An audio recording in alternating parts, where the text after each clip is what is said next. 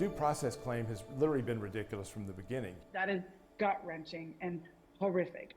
We begin tonight with Operation Crime and Justice and a new twist in the federal smuggling case against the man the Trump administration originally deported to a prison in El Salvador. Kilmar Abrego Garcia's attorneys want him to stay behind bars in Tennessee until his trial, and a judge agreed.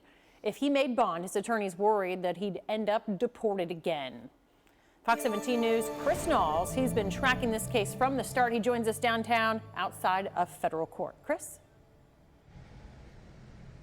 Yeah, for the past several weeks, we've been seeing a tug of war surrounding where Kilmar Abrego Garcia will await as he wait on that federal trial. But tonight, we know that he will remain in federal custody. On the day we expected to see guidelines in place for transferring Kilmar Abrego Garcia into ICE custody, we saw a complete 180.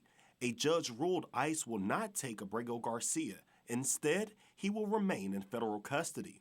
Abrego Garcia's legal team originally pushed for his release. They changed course after getting conflicting information if ICE would deport him before his trial or wait until after.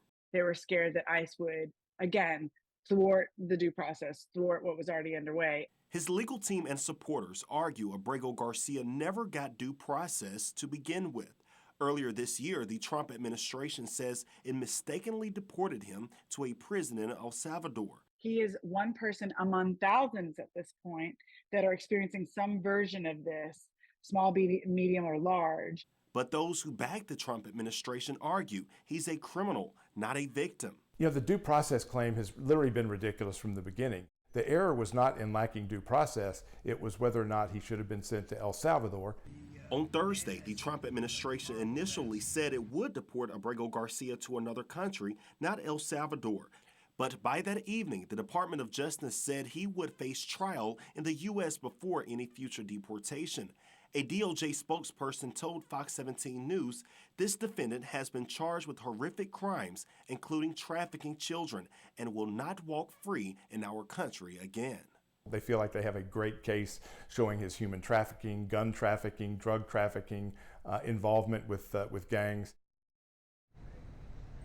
The acting U.S. Attorney General here in the Middle District of Tennessee, Robert McGuire, says that he will remain in federal custody pending future court orders. Reporting downtown Nashville, I'm Chris Knowles, Fox 17 News, your Code Red station.